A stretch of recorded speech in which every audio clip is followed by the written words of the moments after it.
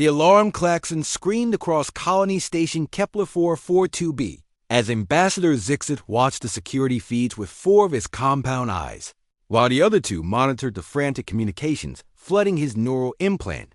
A human child barely 7 rotations old had somehow bypassed 3 layers of containment barriers and wandered into the wild zone. How is this possible? Zixit's translator crackled as his mandibles clicked anxiously.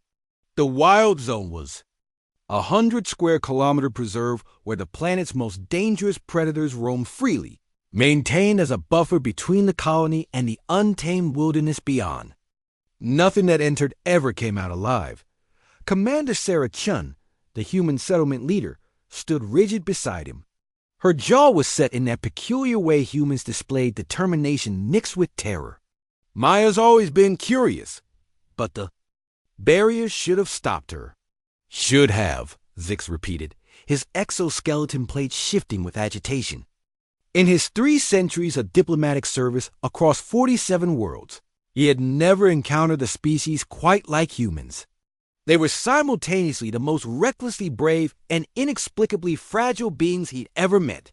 This incident would certainly end the tentative alliance between the Galactic Collective and Earth's first interstellar colony. The security feed showed the child's heat signature moving deeper into the zone, past the rusted remains of previous expeditions trained xenobiologists and seasoned hunters who had ventured in with full military escorts and never returned. Now a small human in bright yellow coveralls was skipping through terrain that had claimed the lives of beings 3 times her size and 50 times her experience. "We have to send in a rescue team," Chun said, though her voice carried little hope. No, Zix's response was immediate and absolute. The collective cannot risk further losses. The child's fate is regrettable, but sealed. For 6 hours, they watched Maya's signal move through the zone. At first, she seemed to be following some invisible path, pausing occasionally as if examining something. Then the signal stopped moving entirely near the heart of the preserve, where the massive thornback drachmors were known to nest. "She's gone," Zix announced, preparing the diplomatic cables that would explain to the collective why humanity's colonial expansion should be indefinitely suspended. Clearly, they lacked the basic survival instincts necessary for space colonization. But then impossibly, the signal began moving again. Not the erratic flight pattern of prey being hunted, but the same measured pace as before. If anything, Maya seemed to be moving more confidently now, heading directly toward the colony perimeter. "That's impossible," whispered Dr. Vextar, the station xenobiologist, his tentacles writhing in distress. "Nothing survives in Drachmor territory. They're apex predators, 12 meters long, armored high, that deflects plasma rounds, territorial instincts that drive them to kill anything that moves. We've documented 17 different species of large predators in that zone, and the Drachmors hunt them all." Yet Maya's signal continued its steady approach toward the barrier fence. When she finally emerged from the wild zone 3 hours later, every being on the station was watching the security feeds. The child appeared unharmed, still wearing her bright coveralls, now considerably dirtier.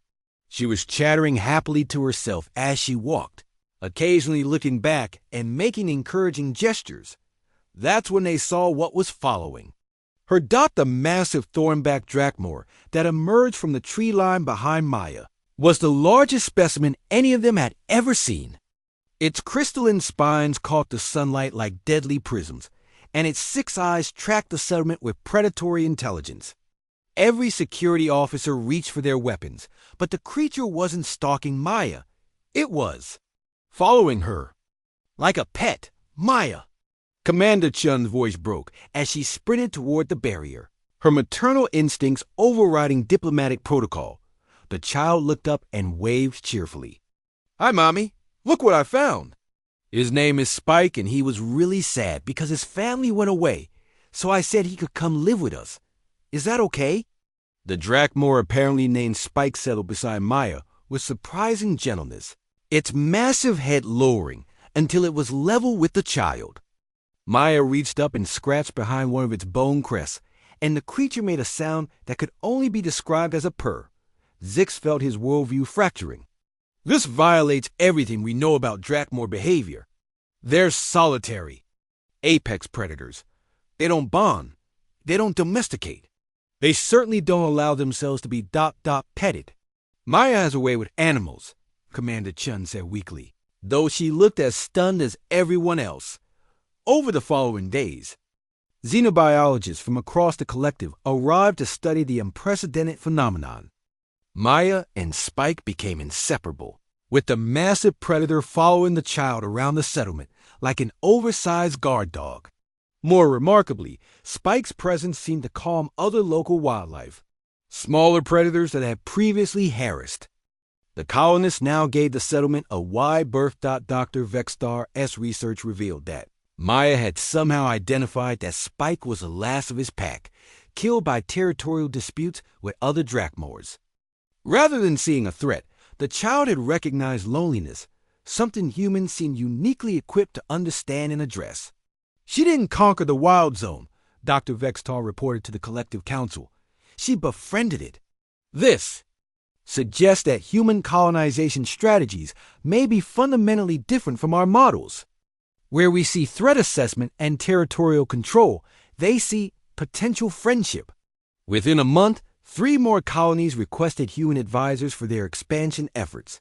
The collective's xenopsychologists began studying what they termed the Maya Doctrine, the revolutionary approach of treating dangerous unknowns as potential allies rather than inevitable enemies. Ambassador. Zix had found himself recommend Admiral Zektar the Hegemony. Fleet gazed at the blue marble hanging in the void through the viewport of his flagship. Earth. Such a primitive world, yet rich with the rare minerals his empire desperately needed. The humans wouldn't even see them coming. Communications officer. Zektar clicked his mandibles in satisfaction. Transmit the surrender demand to the planetary surface. The message was simple, as it always was. Submit, become vassals, hand over your resources. The alternative was planetary bombardment until nothing remained but ash and regret. Captain Sarah Chun received the transmission at Terra Defense Command just as she was reviewing patrol schedules. The alien message appeared on every screen simultaneously, broadcast across every frequency, translated into every human language. The demand was clear: total surrender within 72 hours or face extinction. The alien fleet was massive over 300 ships hanging in high orbit like vultures. Their technology was clearly superior. Their weapons could glass continents. Any rational species would have surrendered immediately. Humans, however, had never been particularly rational. Ma'am? Lieutenant Rodriguez's voice cracked slightly. Should we ... Should we prepare to surrender broadcast? Sarah looked at the faces around her young officers, seasoned veterans, all of them afraid but none backing down. She thought of her daughter playing in the garden that morning, of her husband teaching their son to ride a bicycle, of 7 billion souls who had never asked for this fight but would get it anyway. Negative, Lieutenant. Sarah's voice carried across the command center, steady as steel. Send the response. Tell them we declined their generous offer. Zektar received the human response an hour later. It was brief. We respectfully decline. Please leave our system immediately. This is your only warning. The Admiral's laughter echoed. Through the bridge. A warning? From primitives who had barely achieved faster-than-light travel. Their entire fleet consisted of perhaps 50 ships, ancient designs that any single hegemony dreadnought could obliterate. Begin the bombardment, Zektar ordered. Target their major population centers first. Make it quick. The first wave of plasma bolts streaked toward Earth's surface. They never arrived. Instead, space around the hegemony fleet erupted in brilliant flashes, mines thousands of them, detonated in perfect sequence. Ships that had dominated 100 worlds found their shields failing, their hulls breached by weapons that shouldn't have existed. Impossible. Zektar snarled as his flagship shuddered under impact. Their technology is centuries behind ours. His sensors officer, Thorax, trembling with fear, reported what his instruments showed. "Sir, these aren't conventional mines. They're using our own shield frequencies against us.